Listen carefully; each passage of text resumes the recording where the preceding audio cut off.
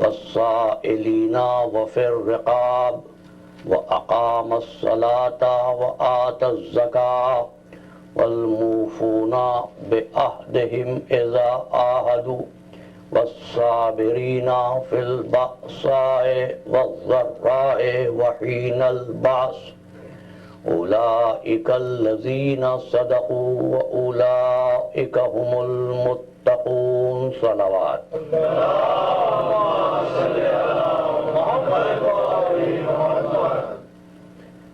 عزیزان محترم، کل کی گفتگو 3 الفاظ کے ساتھ ختم ہوئی کہ یہ مجالس ذکر بھی ہیں، تذکرہ بھی ہیں اور تذکیر بھی ہے.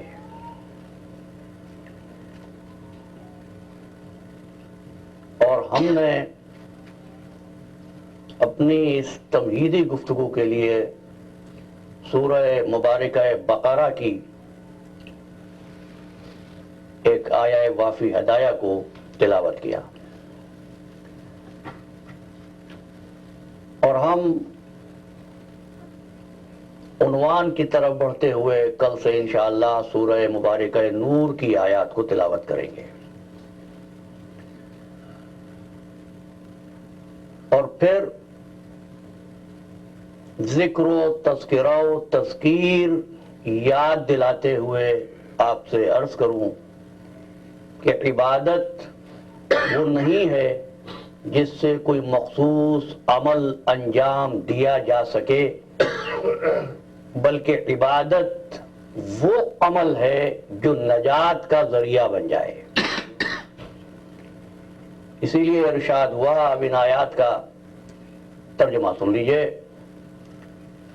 لیس البر ان تولوا وجوہکم، نیکی یہ نہیں ہے کہ تم اپنے چہروں کو مشرق یا مغرب کی طرف موڑ لو. ولکن البر من آمن باللہ والیوم الآخر، نیکی اور تقوی اصل نیکی تو اس کی ہے جو ایمان لائے اللہ پر اور یوم آخر پر. والملائکۃ والکتاب والنبیین، اور ایمان لائے فرشتوں پر، کتاب پر اور انبیاء پر. وآت المال علی حبہ ذوی القربى، اور مال کو خرچ کرے ذوی القربہ کی محبت میں، یتیموں کی محبت میں، مسکینوں کی محبت میں،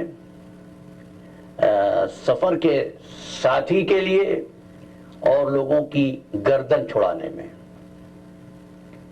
ایک لسٹ آ گئی ہمارے سامنے، اور آپ دیکھیے ابھی تک قرآن نے یہ بات نہیں کی کہ نماز پڑھے، روزہ رکھے.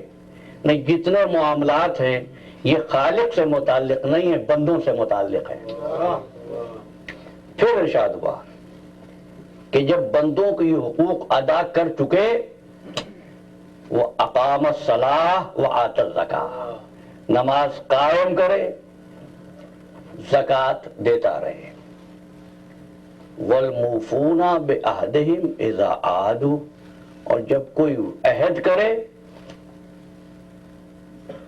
تو عہد کو وفا کرے. خیال رہے ہمارے عنوان کی پہلی منزل ہے، عہد ہے، معاہدہ نہیں ہے. عہد ایک طرف سے ہوتا ہے، معاہدہ 2 طرفی ہوتا ہے. والموفون بعہدہم اذا عاہدوا، جب عہد کرے تو اس کو پورا کرے. والصابرین فی البأساء والضراء، اور مشکل کے وقت، سختی کے وقت صبر سے کام لے، اور جنگ کے وقت صبر سے کام لے. اور اگر ایسا تم نے کر لیا، اولئک الذین صدقوا، یہی وہ لوگ ہیں جو سچے ہیں. وَأُولَئِكَ هُمُ الْمُتَّقُونَ، یہی لوگ ہیں جو صاحبان تقوی ہیں۔ اب دیکھیے کہ خیر کو، بر کو، نیکی کو پروردگار عالم نے کتنی تفصیل سے اس آیت میں بیان کر دیا کہ ایسا نہ ہو کہ پسند آ جانے والا عمل لے کر عمل کرنے کے بعد یہ سمجھو کہ میں نے اسلام پر عمل کر لیا ہے۔ نہیں، اسلام جب ہے جب فہرست کے ایک ایک رکن پر عمل ہو جائے۔ اور یہ بات عزیزان گرامی میں اس لیے کہہ رہا ہوں، ارشاد ہوا یا ایھا الذین آمنوا ادخلوا فی السلم کافہ، اے ایمان لانے والو پورے کے پورے اسلام میں داخل ہو جاؤ۔ اپنی زندگی کو ڈپارٹمنٹس میں اور اسلام کے احکام کو اپنی پسند یا ناپسند کے معیار پر منتخب نہ کرو۔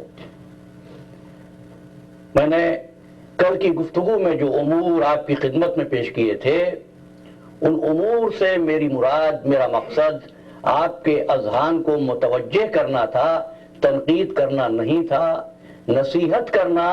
اس لیے عزیزان محترم کہ آپ مجھ سے تعلق رکھتے ہیں، میں آپ سے تعلق رکھتا ہوں۔ محبت کا رشتہ قوی ہوتا ہے اگر نصیحت کا عمل جاری رہے، لیکن محبت جذباتی محبت نہیں، محبت وہ قابل اعتبار ہے جو منطقی محبت ہو۔ جذباتی محبت یہ ہے کہ اپنی اولاد کی آنکھوں میں آنسو نہ دیکھو۔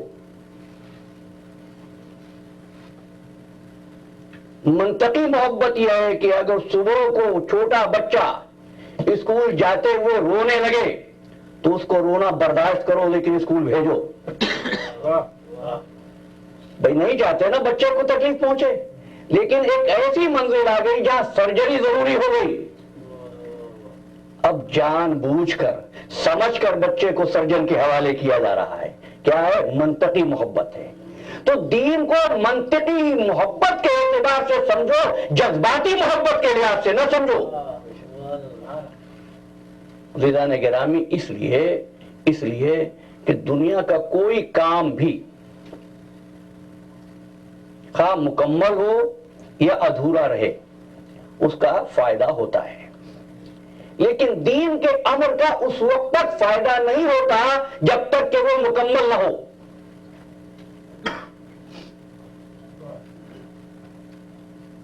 دیکھیے، میں نے ہر چند یہ کوشش کی تھی کہ تمہیدی منزلوں سے میں کل کی گفتگو میں گزر جاتا۔ دنیا کے امور مکمل نہ ہو سکے نا تب بھی فائدہ ہوتا ہے۔ آپ تعلیمی ادارے میں پہنچے گریجویٹ ہونے کے لیے،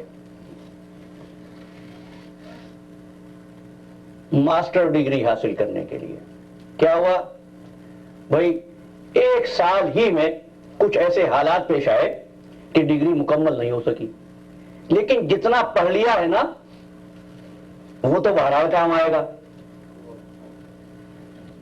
ہائی اسکول اسٹوڈنٹس اگر 12 جماعتیں نہ پڑھ سکا، 11ویں جماعت میں پہنچ کے ڈراپ آؤٹ ہوا، تو جو کچھ 11ویں درجے تک سیکھا ہے وہ تو کام آئے گا۔ تعلیم مکمل نہیں ہوئی لیکن تعلیم نے کچھ نہ کچھ فائدہ ضرور پہنچایا۔ کیا کہیں گے؟ آپ نے ماسٹر کیا، بھائی میں نے آدھا کورس کیا تھا، مکمل نہ کر سکا، لیکن اس آدھے کورس کے بھی جھلک کہیں نہ کہیں زندگی میں کام آ جائے گی۔ لیکن دین کا معاملہ ایسا نہیں ہے، میں پورا وضو نہ کر سکا، آدھا کیا، وہ دنیا کا کام آدھا بھی رہا تو فائدہ ہوگا، دین کا کام اگر مکمل نہیں ہوا تو ناقص ہو جائے گا۔ اور یہ بات اس عہد میں بہت اہم ہے عزیزان محترم، بہت اہم ہے۔ اب مجھے گفتگو کے اس مرحلے پر وہاں نہیں جانا۔ کیوں یہ کہا جا رہا تھا اے محمد اگر یہ اعلان نہ کیا تو کچھ بھی نہ کیا۔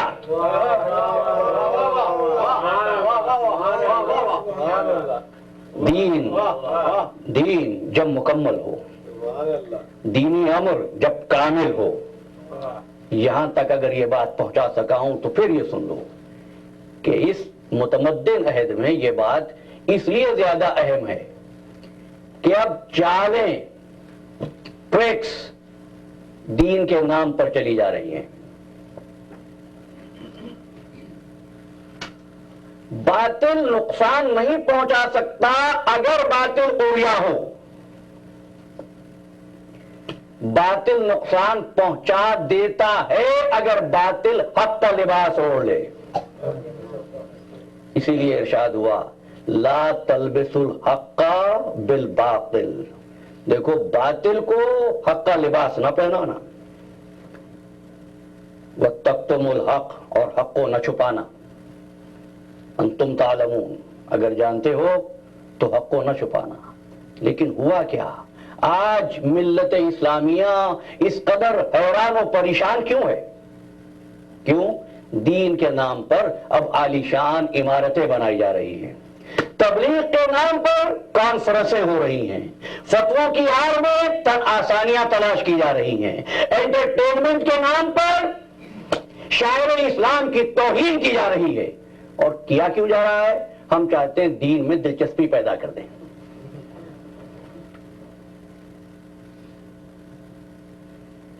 دین تمہاری دلچسپیوں کو دیکھ کر تیار نہیں ہوا ہے، دین پروردگار عالم کی مصلحت اور پروردگار عالم کے علم و قدرت کا مظہر ہے۔ میں نے کل ایک واقعے کا ذکر کیا تھا لوئس ویل کے، آج میرے علم میں ایک بات یو کے کی ایک فیملی کو ایسی صورتحال پیش آئی اور ماں باپ اسی عمل سے گزرے جس عمل سے لوئس ویل کے ایک باپ کو گزرنا پڑا۔ اور یہ دین کے نام پر ہو رہا ہے۔ تو ایک بات آپ سے عرض کر دوں، دین اجازت نہیں دیتا، کسی باپ کو حق نہیں ہے کہ اپنی بیٹی کی رضامندی کے بغیر اس کا عقد کسی سے کر سکے۔ یہ اسلام ہے۔ ہم تو ابھی تک ابتدائی منزلوں میں ہیں۔ اسلام نے حق نکاح بڑی ذمہ داری سے جملہ آپ کی خدمت تک پہنچا رہا ہوں، اسلام نے حق نکاح مرد کو نہیں عورت کو دیا ہے۔ مرد تو صرف قبولیت کے عمل سے گزرتا ہے، یہ ہے وہ سربلندی جو دی گئی۔ لیکن عزیزان محترم، اب آپ سے عرض کروں کہ ایسا ہوا کیوں، ایسا ہوتا کیوں ہے؟ شاید اس کی وجہ یہ ہو کہ ترک وطن کے بعد بدلنے والی صورتحال نے فکر کو اتنا مادی بنا دیا ہو کہ سوچ کے سارے دھارے مادیت کے ساتھ مادیت کی سمت میں بہنے لگے۔ کیا فکر ہے؟ بدلو۔ کس چیز کو؟ اب انسان بدل گیا ہے۔ اب میرے پاس احباب آتے ہیں، اور آج کل کی گفتگو کے بعد ایک بہت ہی مثبت فکر میں نے دیکھی کہ میرے محترم سننے والوں نے مجھے ٹیلی فون کیے، جس سے مجھے یہ اطمینان ہوا کہ فقط سماعت نہیں ہو رہی ہے، فکر سے بھی کام لیا جا رہا ہے۔ میں کہا صاحب اب ایسا ہے کہ بچے انگلش نہیں سمجھتے، اردو نہیں سمجھتے ہیں، لہذا مجلس کا میڈیم تبدیل ہو۔ میں انگریزی سے خائف نہیں ہوں، میں مواعظ بھی نہیں کیا کرتا۔ پھر ایسے ہی احباب اس قسم کے تجاویز بھی لاتے ہیں کہ بر صغیر کے شعراء کو بلا کر مشاعرہ کیا جائے، تو میں پوچھتا ہوں یہ مشاعرہ انگلش میں ہوگا؟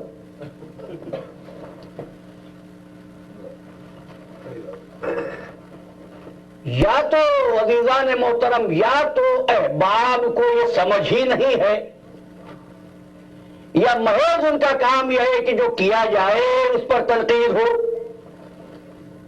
میں جب عید الفطر کا خطبہ اسلامک سینٹر آف مومن میں دے رہا تھا تو کچھ ایسی صورتحال ہوئی کہ کچھ الفاظ انگلش میں بولنے پڑے۔ تو ایک صاحب نے مجھے بعد میں آ کر بڑی محبت سے کہا کہ آپ تو بہت اچھی انگریزی بول لیتے ہیں، تو اب انگلش میں تقریر کیوں نہیں کرتے؟ اس سے لوگ اٹریکٹ ہوں گے. پہلی بات اپنا ایمان اپنے موقف کا اظہار کر رہا ہوں، میں اٹریکٹ کرنے کے لیے خطاب نہیں کرتا، میں حقیقت کی طرف متوجہ کرنے کے لیے بات کرتا ہوں. اور بات یہ عزیزان محترم، یہ جو آپ روشنیوں اور رنگوں کا ایک ایسا سیلاب اٹھانا چاہتے ہیں جس میں آنکھیں چکا چوند ہو جائیں، حق و باطل کی تمیز مٹ جائے، اب آپ بولتے کیوں نہیں پھر انگلش میں؟ تو عزیزو، اچھی انگلش جانتا ہوں، فلسفے کا طالب علم ہوں، کتابیں پڑھتے ہوئے عبارت ہی نہیں پڑھتا، عبارتوں کے درمیان میں جو لکھا نہیں ہوتا وہ بھی پڑھتا ہوں، بہت خوب پڑھتا ہوں. اور پھر آپ سے کہتا ہوں جو گفتگو اس اشرا رضا میں کروں گا، یہ گفتگو خالص خان خلجی کی کتاب قرآن، اسلام اور سائنس سے ہے، کتاب بازار میں ملتی ہے، ضرور پڑھیں. لیکن یہ سب کچھ جاننے کے باوجود طرز فکر کو بدلتا اس لیے نہیں ہوں، میرا جو لگایا نہ ہے، طرز فکر کو بدلتا اس لیے نہیں ہوں کہ مجھے اپنی اوقات یاد ہے. لوگ بھول گئے اوقات کیا ہے، تو آئیے قرآن سے پوچھتے ہیں. یا ایھا الناس، اے لوگو، ان کنتم فی ریب من البعث، بڑی توجہ ہے اور انشاءاللہ کل سے عنوان پر گفتگو کروں گا. ایھا الناس ان کنتم فی ریب من البعث، اے انسانوں اگر تم کو دوبارہ اٹھائے جانے میں شک ہے، فَإِنَّا خَلَقْنَاكُم مِّن تُرَابٍ، ہم نے تم کو مٹی سے خلق کیا، ثُمَّ مِن نُطْفَةٍ، پھر تم کو نطفہ بنایا، ثُمَّ مِن عَلَقَةٍ، پھر ہم نے تم کو جمع ہوا خون سے خلق کیا، ثُمَّ مِن مُضْغَةٍ، اور پھر تم کو لوتھڑا بنایا، مُخَلَّقَةً وَغَيْرَ مُخَلَّقَةٍ، کبھی تو تخلیق مکمل ہو سکی اور کبھی تخلیق مکمل بھی نہیں ہوئی.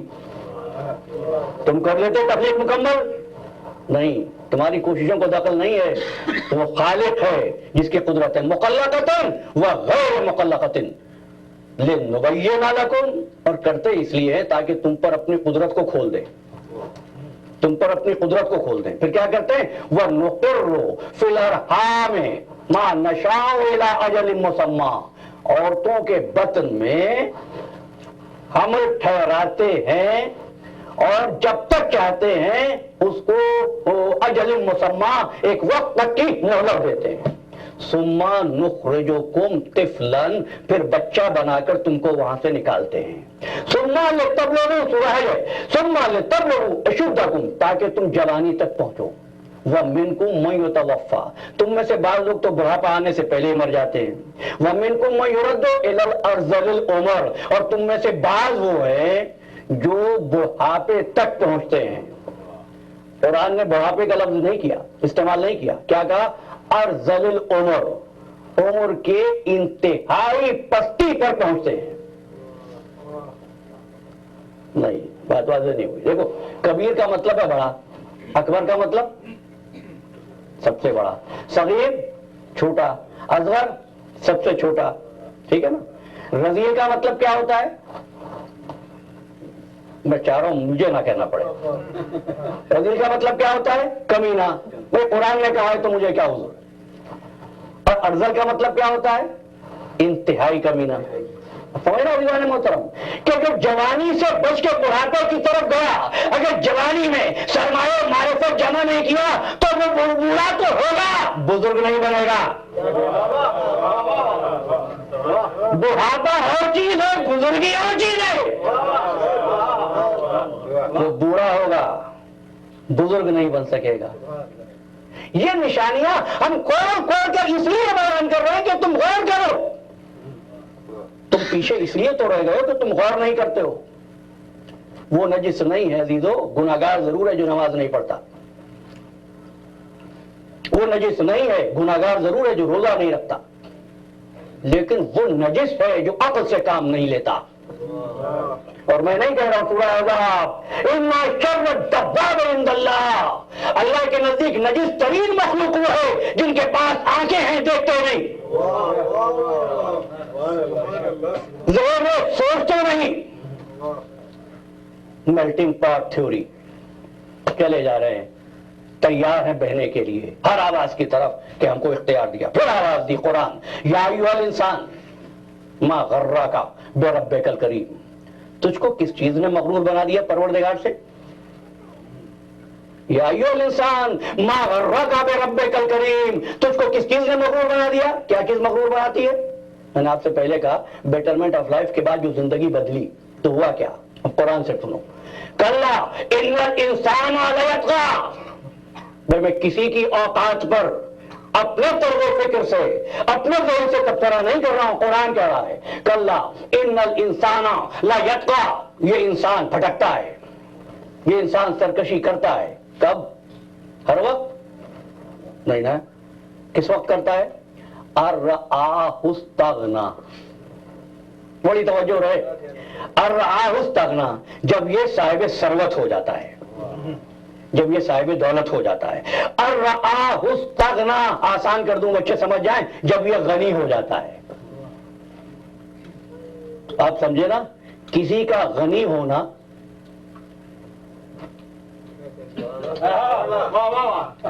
سرکشی ہے نا. اگر میں اپنے نام کا حصہ بنا لوں غنی, کیا کہیں گے آپ؟ اتنی تو اجازت ہے نا, اپنے لیے تو بات کر سکتا ہوں. تو عزیزان محترم, اگر کوئی نام کا حصہ بنا لے غنی تو یاد رکھنا غنی کہلانا سرکشی کی دلیل ہے, فضیلت کی دلیل نہیں ہے. کلا ان الانسان لیطغی ارآہ استغنی, جب یہ غنی ہوا, یہ بھولا, تو اب اس کو یاد دلایا قدرت نے اور قدرت کے نمائندوں نے کہ دیکھ تین چیزیں ایسی ہیں, تھوڑی سی گفتگو, تین چیزیں ایسی ہیں جو ہلاک کر دیتی ہیں, تین چیزیں ایسی ہیں جو نجات دے دیتی ہیں. سن لیجئے وہ تین چیزیں کون سی ہیں جو ہلاک کر دیتی ہیں. یہ نمائندہ حق بالائے کائنات علی ابن ابی طالب علیہ السلام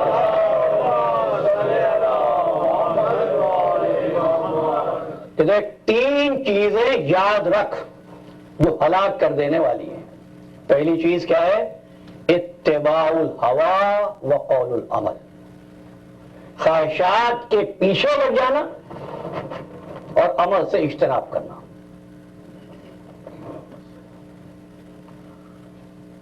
اور جو آپ کی خواہشات کے پیچھے لگ جانا اور عمل سے اجتناب کرنا. اور دیکھو ہر خواہش بری نہیں ہوتی, نہیں نہیں, یہ پھر ایک بات کہہ دوں, کوئی خواہش بری نہیں ہوتی, کوئی خواہش بری نہیں ہوتی. ہوتی کیوں ہے خواہش؟ فرماتے ہیں کسی خواہش کے پیچھے بغیر سوچے سمجھے اعتدال سے ہٹ کر لگ جانا تجھ کو ہلاک کر دے گا. بھئی پیسے کمانا ضرورت ہے, خواہش بری نہیں ہے, لیکن اس خواہش کے پیچھے ایسے لگے کہ دوسرے فرائض کو بھول گئے, یہ چیز ہلاک کر دے گی. وہ قول العمل, اور عمل سے اجتناب کرنا. نماز کیوں نہیں پڑھی؟ ابھی کھانا کھانا ہے, ابھی چائے پینا ہے, ابھی دوست سے ملنا ہے. روزہ کیوں نہیں رکھا؟ کل رکھوں گا. میں بات نہیں کرتا لیکن چند جملے گفتگو کی تمہید میں فاؤنڈیشن میری گفتگو کی قائم ہو جائے اس لیے کہہ رہا ہوں. کیا ہوا؟ روزے کی منت مانی تھی مگر میں سوچ رہا ہوں اگلے مہینے رکھوں. اے بندے خدا, تجھ کو اس امر کی کیا ضمانت ہے اگلے مہینے تک زندہ بھی رہے گا؟ اس لیے میرے مولا فرماتے ہیں کہ یاد رکھ, دنیا کا کوئی کام کر تو یہ سوچ کر کہ تجھ کو ہمیشہ رہنا ہے. دین کا کام کر یہ سوچ کر کہ یہ آخری سانس ہے.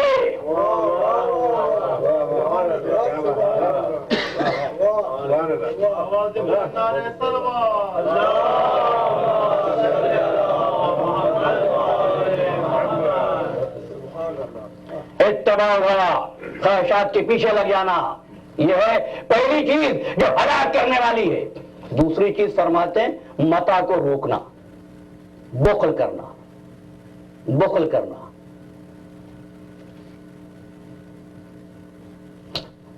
بخل کیا ہے؟ عرض کروں, نہج البلاغہ ہے. البخل, کاش ہمارے نوجوانوں میں مطالعے کا شوق پیدا ہو. البخل جامع لمساوی العیوب والزمام یقاد بہی الی کل سوء، بخل تمام عیوب کی مساوی ایک عیب ہے، سارے عیب ایک طرف، بخل کا ہونا ایک طرف، بخل اتنا بڑا عیب ہے۔ والزمام وہ مہار ہے، یقاد بہی الی کل سوء، جو تم کو ہر برائی کی طرف لے جاتی ہے، بخل کرنا۔ یہ کیسی عجیب بات ہے، مال کمانے میں ایک معیار قائم کیا، پھر بخل کو بھی ایک بیماری قرار دیا۔ ایک جملہ اور کہہ دوں، اسلام اس امر پر بحث نہیں کرتا، منع نہیں کرتا کتنا کمایا، پوچھتا یہ کیسے کمایا۔ اسلام پوچھتا ہے کیسے کمایا۔ اور بخل و جامع لمساوی العیوب زمام یقاد بہی الی کل سوء، یہ دوسری بات۔ تیسری بات کیا ہے؟ میں بہت جلدی اعجاب المرء بنفسہ، اپنی خود پسندی میں مبتلا ہو جانا، خود پسندی میں اپنے اندر وہ وصف ڈال لینا جو نہیں ہے۔ اعجاب المرء بنفسہ، کوئی ڈاکٹر نہ ہو ڈاکٹر بن جائے، کیا ہوگا دنیا کا؟ یہ کچھ باتیں میں کہتا ہوں، کچھ آپ سوچا کریں۔ تو جو جگہ نہیں ہے وہاں پر بیٹھ جائے، کوئی بھی ہو، چاہے وہ ڈاکٹر کی مسند ہو یا خلیفہ کی مسند ہو، نہ بیٹھے۔ یہ تین چیزیں ہلاک کرنے والی ہیں۔ اب مولا فرماتے ہیں اب تین چیزیں ہیں جو تجھ کو نجات دیں گی۔ پہلی چیز العدل فی الرضا والغضب، خوشی کی حالت میں بھی اور غصے کی حالت میں بھی عدل سے کام لے۔ نجات دینے والی چیزیں، خوشی اور غصے دونوں حالتوں میں عدل سے کام لے۔ العدل فی الرضا والغضب، دوست آئے تو عدل، دشمن آئے تو عدل، جاننے والا آئے تو عدل، بیگانہ اجنبی آ جائے تو عدل۔ عدل، اس لیے عزیزو اگر اصول دین میں عدل ہی نہ ہو تو نجات کی پہلی منزل کو تو خود ہی ٹھکرا دیا۔ العدل فی الرضا والغضب، مولا کائنات علی بن ابی طالب علیہ الصلوۃ والسلام،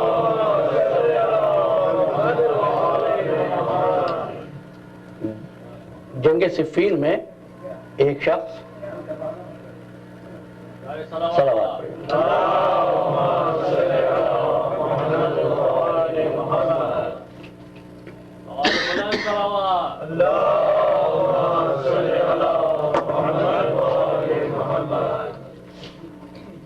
مولا کائنات کے مقابل لڑنے کے لیے آیا تھا۔ یہ کوفے کا رہنے والا تھا، کوفے سے بھاگ کے دمشق پہنچا تھا۔ زیادہ بہادر آدمی نہیں تھا، لیکن کچھ لوگوں کو بہرحال اس نے قتل کیا، خود بچ گیا۔ جب واپس نہیں آیا اپنے گھر میں تو اس کی زوجہ نے لوگوں سے معلوم کیا اور خبر یہ ملی کہ یہ مر گیا ہے، تو اس نے شادی کر لی۔ یہ شخص واپس آیا، جب واپس پہنچتا ہے تو نہ مکان اس کے پاس ہے نہ زوجہ اس کی رہی۔ تو اب یہ اپنا مسئلہ لے کر علی ابن ابی طالب کی خدمت میں آتا ہے۔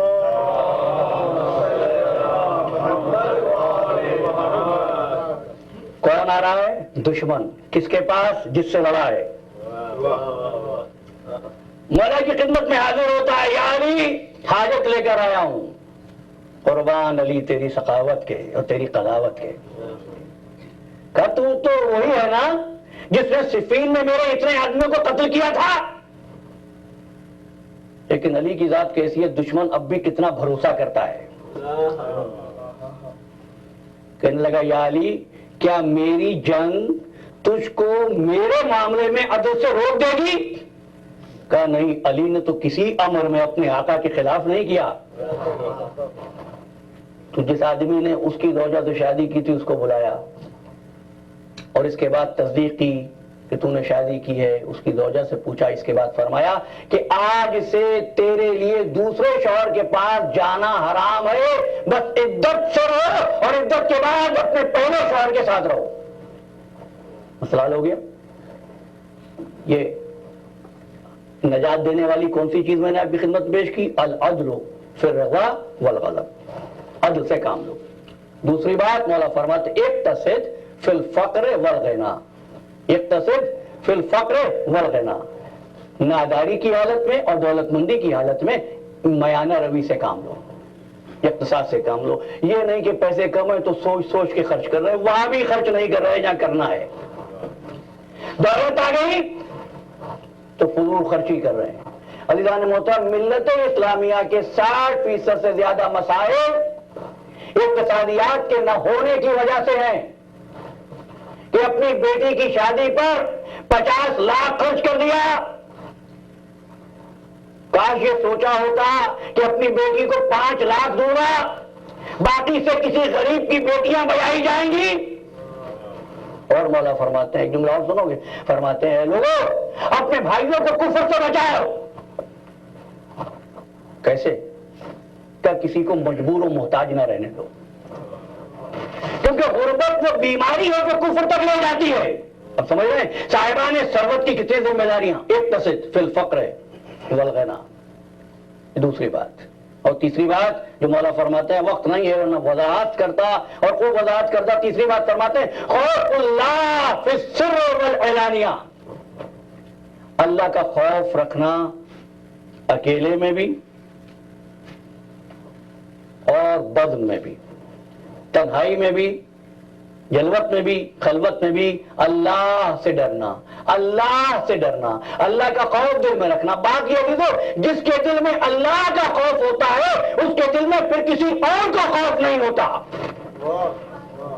یہ 3 چیزیں جو نجات دینے والی ہیں. اور جب یہ 3 چیزیں نجات دینے والی حاصل ہو جائیں اور 3 چیزوں سے انسان دور ہو جو ہلاک کرنے والی ہیں، پھر انسان کو منزل حاصل ہو جاتی ہے کہ اس کا معیار ٹارگٹ دیکھ کر نہیں بدلتا. بس بات کو میں نے ختم کر دیا. معیار ٹارگٹ دیکھ کے نہیں بدلتا. آج کا معیار ملت کا ٹارگٹ دیکھ کر روزانہ بدل رہا ہے. کہاں سے بات کروں؟ عمرانیات کی بات کروں، معاشیات کی بات کروں، سیاسیات کی بات کروں، الہیات کی بات کروں. قرآن میں ارشاد ہوا عورتوں جب گھر سے باہر نکلو تو اپنی اوڑھیاں ڈال لو، چادر ڈال لو. کہو تو قرآن میں، مگر یہ بات کچھ اچھی معلوم نہیں ہوتی. جو سود لیتا ہے وہ اللہ اور اس کے رسول سے جنگ کرتا ہے. کہ مولانا کیا بات کر رہے ہیں، میرے پاس فتویٰ آ گیا ہے. آج ایک جملہ دے کر یہاں سے بھیج رہا ہوں. عزیزان محترم، فتوے کی گنجائش وہاں ہے یا قرآن و حدیث میں حکم نہ ملے. جس کو اللہ نے حرام کر دیا، بڑے سے بڑے مفتی کا فتویٰ اس کو حلال نہیں کر سکتا. اس نے اعلان کیا ان الامر کلہ للہ، ہر امر اللہ کے لیے. چومی گویم مسلمانم بلرزم کہ دانم مشکلات لا ادارہ.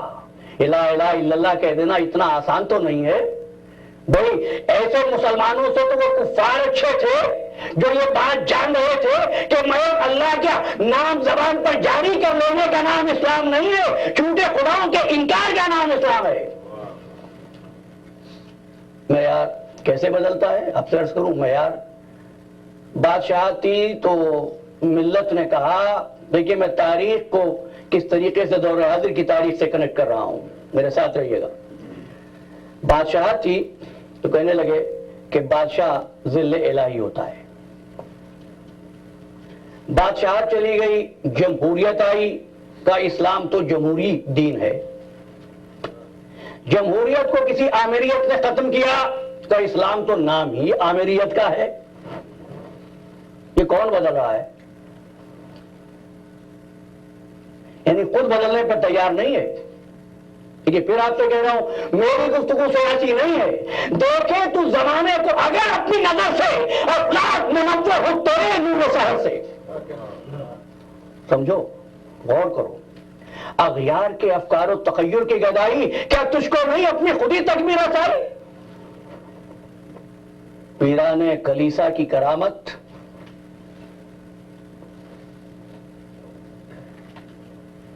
یہ ہوا کیا؟ یہ انقلاب کیا ہے؟ پھر اس کے بعد کہنے لگے دین خطرے میں ہے، ملت اسلامیہ خطرے میں ہے. مسلمان کو کچھ نہ ملے تو یہ نہیں کہتا کہ میں تکلیف میں ہوں. اس اسلام خطرے میں ہے. اسی لیے تو ڈاکٹر اقبال نے کہا تھا مسکینی اور محکومی اور نومیدی جاوید جس کا یہ تصوف ہے وہ اسلام کا نجات. اے مرد خدا تجھ کو وہ قوت نہیں حاصل جب ایک کسی غار میں اللہ کو کر یاد. آخری بات کر رہا ہوں جس کی رحمت دی, ملا کو جو ہے ہند میں سجدے کی اجازت نادان سمجھتا ہے, اسلام ہے آزاد. معیار کیسے بدل رہے ہیں؟ بس آخری جملے ہماری گفتگو کے معیار کیسے بدل رہے ہیں؟ چاہے تو کرے کعبے کو آتش کدائے فارس, چاہے تو کرے اس میں فرنگی صنم آباد, قرآن کو بازیچہ تعویل بنا کر چاہے تو خود ایک تازہ شریعت کا وہی ایجاد. یہ اسلام, جب ایسا اسلام ہوگا تو اگر سی بی ایس اور فوکس کے نمائندے مساجد کے دورے کر کے انٹرویو نہ لیں گے تو کیا کریں گے؟ لیکن اصل مجرم کون ہے؟ اسلام خطرے میں ہے. میرے ایک نہایت عزیز دوست ہے, ٹیلی فون کیا, معلوم ہے تم کو کتنا خطرہ ہے اس وقت اسلام کو؟ کیا ہوا؟ میں نے کہا کیا 17 رکعت نماز ہے 13 رکعت ہو گئی؟ نہیں یہ تو نہیں ہوا. میں نے کہا کیا 30 دن کے روزے 11 دن کے رہ گئے؟ کہا نہیں روزے بھی 30 ہیں. میں نے کہا کیا حج ذی الحجہ کے بجائے جمادی الاول میں ہونے لگا؟ کہا کیسی بات کر رہے ہو؟ میں نے کہا پھر اسلام خطرے میں کیسے؟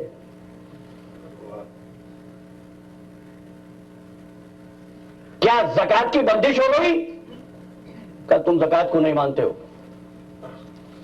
کہا ہم تو آپ کی اداؤں پہ قربان ہیں.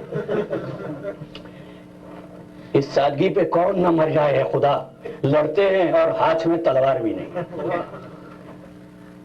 جب میں نے ان سے کہا یہ تو بتاؤ کیا نمازیں 17 رکعت کے بجائے 13 رکعت ہوئی, روزے 30 دن کے بجائے 12 دن کے ہو گئے, کہ حج ذی الحجہ کے بجائے جماعت الاول میں ہوگا؟ کیسی باتیں کر رہے ہیں؟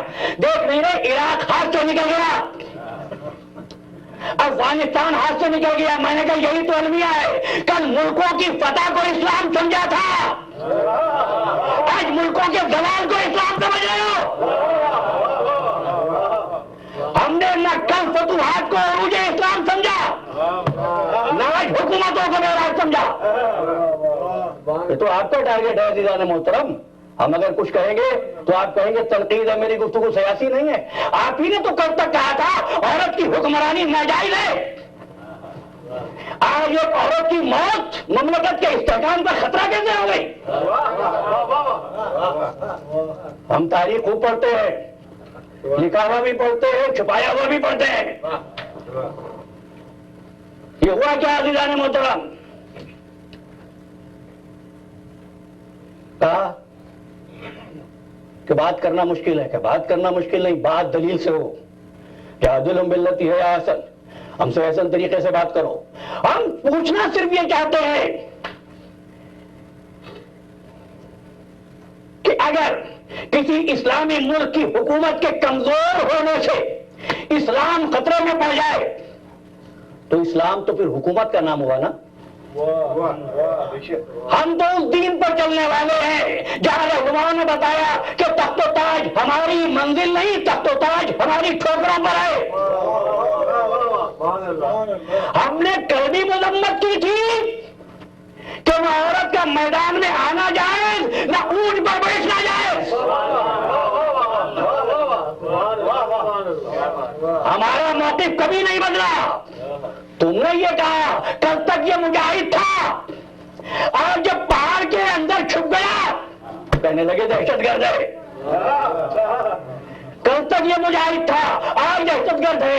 ہم نے کہا نہیں, جو پہاڑ کے پیچھے آج چھپا ہے یہ بھی دہشت گرد ہے. کل میدان چھوڑ کے جو پہاڑ پہ چلا تھا وہ بھی دہشت گرد تھا.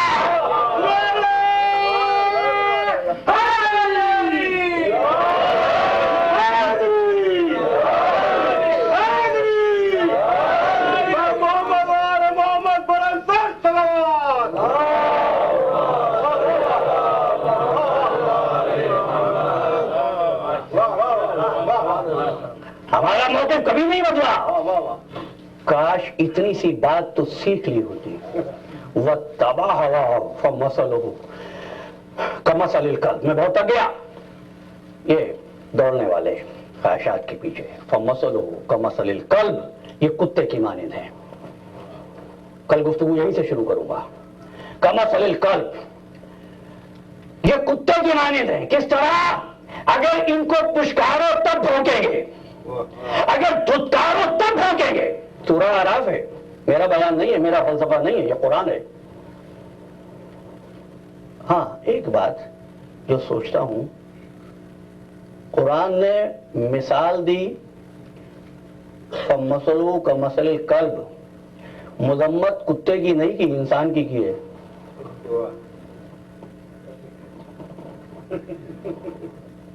لیکن نا کوئی وصف تو انسان جانوروں سے ہی سیکھ لیتا. کل تفصیل میں جاؤں گا، اور آج تمہید کو مکمل کرنا چاہ رہا ہوں چند جملوں کے ساتھ. کرتا تو سیکھتا تو عزیزان محترم، اسی لیے ہمارے عنوان کا پہلا لفظ ہے انسانیت. اور یہ اس لیے ہے کہ جماد نے، نبات نے، حیوان نے، پتھروں نے، پودوں نے اور جانوروں نے تو حقیقت کے ماننے میں کبھی بخل سے کام نہیں لیا. اگر بخل سے کام لیا ہے تو وہ انسانوں نے. انسان ہمیشہ ہمیشہ ہچکچاتا رہا ہے. کیوں؟ جانور اور انسان اس نے کیوں کر لیا قبول؟ یہ کیوں ہچکچایا؟ عزیزان محترم اس لیے کہ جانوروں کو اپنے خالق تک پہنچنے کے لیے کسی رابطے کی ضرورت نہیں ہے. میں اپنے عنوان تک پہنچ گیا. انسانوں کو خالق تک پہنچنے کے لیے رابطے کی ضرورت ہے. ہمارا عنوان ہے انسانیت اور رابطہ الہی. انسانیت سرکش ہوتی ہے جب خلاق انسانیت سے رابطہ توڑ دیتی ہے یا اس کا رابطہ ٹوٹ جاتا ہے. رابطہ توڑتی کیوں ہے اور رابطہ ٹوٹتا کیوں ہے؟ اس کی وجہ یہ کہ رابطہ ہوتا نہیں بغیر کسی ذریعے کے. دیکھو میں بچنا چاہتا ہوں اصطلاحی لفظوں سے، اور میں نے کوشش کی اپنی گفتگو میں بھی کچھ اصلاح کروں. رابطہ ہوتا ہے کسی ذریعے سے، وہ ذریعہ چونکہ پسند نہیں ہے. خالق سے کوئی اعراض نہیں ہے، خالق پر اعتراض نہیں ہے، خالق کی قربت تو چاہیے. یہ رابطے کے لیے بیچ میں ہے ذریعہ. بھائی پانی ہے کنویں میں، آپ کو نکالنا ہے، بغیر رابطے کے نکال نہیں سکتے. کیا کرو گے؟ ایک رسی لو گے، رسی بن جائے گی وسیلہ. وسیلہ دیتا ہے رابطہ. پانی کسی کو برا نہیں لگے گا. جو اعراض ہے، بغض ہے، وہ تو وسیلے سے ہے نا. بس یہی عزیزان محترم یہی بات ہے. جو رابطے کا ذریعہ ہے، بس اگر اس کو قبول کر لیا ہوتا تو ملت سرگردہ نہ ہوتی. رابطے کا جو محافظ ہے وہ بھی کبھی اچھا نہیں لگا عزیزوں. بینک میں رکھی ہوئی دولت کبھی کسی کو بری نہیں لگی، لیکن بینک کے باہر جو گن مین کھڑا ہوتا ہے وہ کسی کو اچھا نہیں لگا.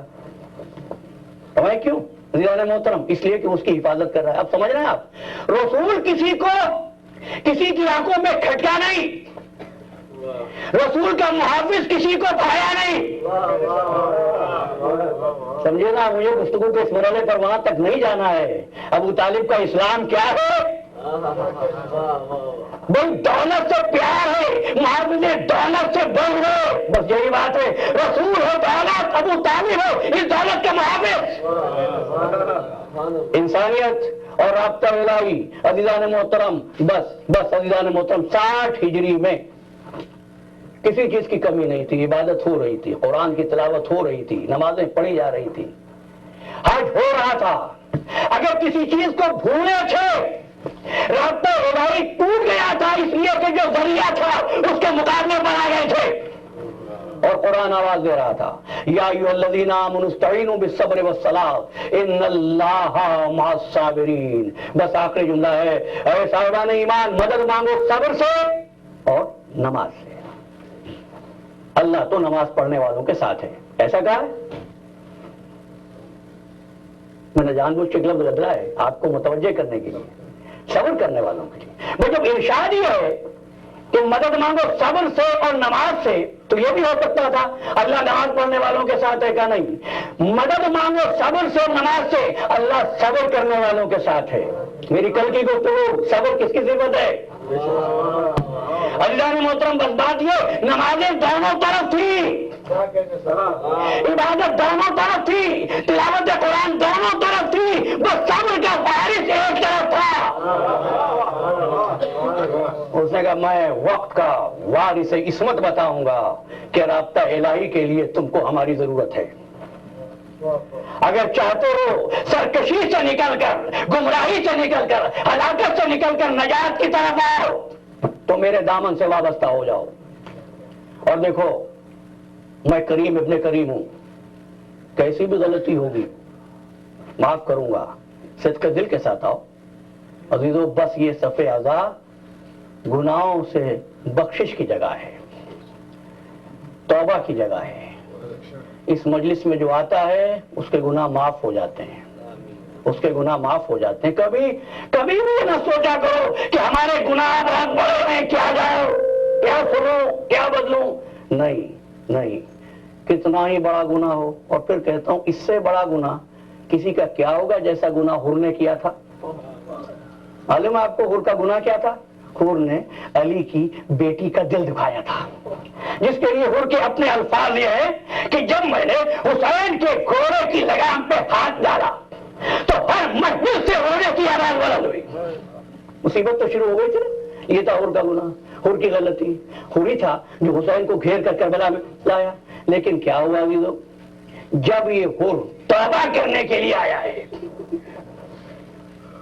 حور کے آنے کی شان اللہ ہے۔ جب حور چلا ہے تو حور کے پیچھے حور کے بیٹے نے اپنا گھوڑا دوڑایا۔ بابا خود تو جہنم سے نکل آئے، آگے اور اس کے بعد اپنے دونوں ہاتھوں کو رومال سے باندھ لیا، اور جب خدمت حسین میں آیا ہے وہ تو اپنے سر کو حسین کے کندھے پر رکھ کر کہتا ہے آقا کیا میری خطا معاف ہوگی؟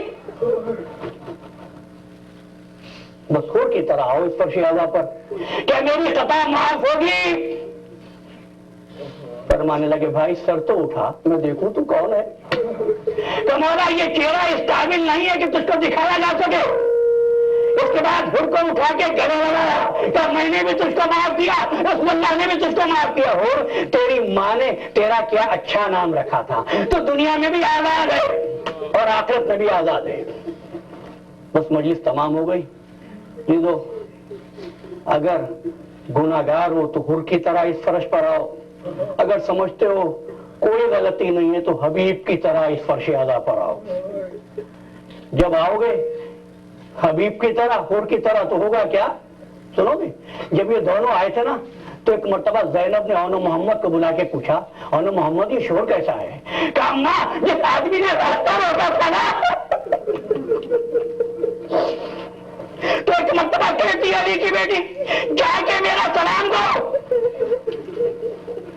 اور کہو ہم بہت شرمندہ ہو کہ ہم تیری خاطر نہیں کر سکتے۔ علی کی بیٹی نے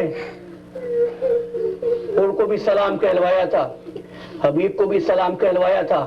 تم بھی سلام بھیجتے ہو، تم مولا پر سلام بھیجتے ہو، مولا کو سلام کہتے ہو، مولا کو سلام کرتے ہو، لیکن سنو گے جب تم سلام کرتے ہو تو ہوتا کیا ہے؟ بس چند جملے سنو پھر دعا کروں۔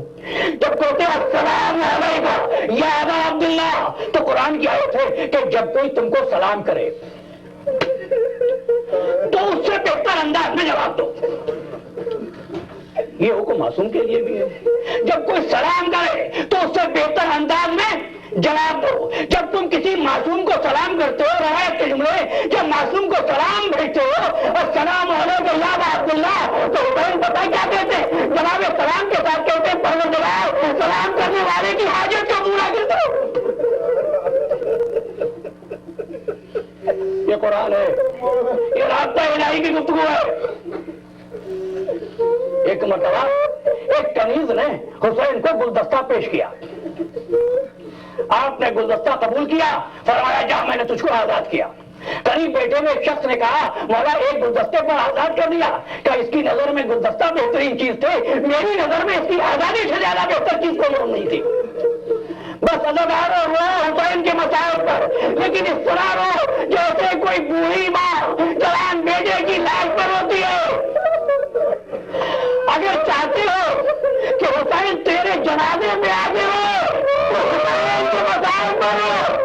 ہاں حسین رو پڑے، حسین مسئلے پڑے، کربلا میں کتوں لاشوں پر، کبھی بھائی کے لاشوں پر آئے، کمر پر ہاتھ ہے، کہہ رہے عباس تیرے مرنے نے کمر توڑ دی، کبھی قاسم کی لاش پر آئے، قاسم تیرے پتا پر بنا تھا تم بخارے اور میں نہ پہنچ سکوں۔ ہاں یہ محرم ہے، زمانے کا امام مختلف ہے، کبھی اکبر کی زری پہ آتا ہے میرے زمانے کا امام، کبھی عباس کی قبر پہ آتا ہے، مولا منتظر ہے، جواب تو ضرور ہے، اور تیری زبان سے تیرے جب کے مسائل سنے، اور مولا جب ضرور فرمائیں گے مکے سے پہلے مدینہ جائیں گے، جدہ کی قبر پر جائیں گے، پھر جدہ کو لے کے کربلا آئیں گے اور قبر حسین پر مسجد پڑھیں گے، کیا مجھے کروں یا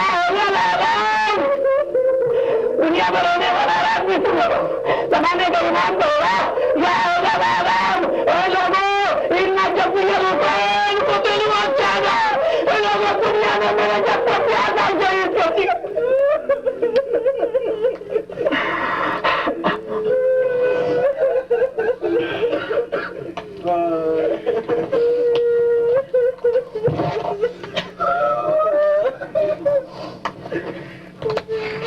یا حسین یا حسین یا حسین یا حسین یا حسین یا حسین یا حسین یا حسین یا حسین یا حسین یا حسین یا حسین یا حسین یا حسین یا حسین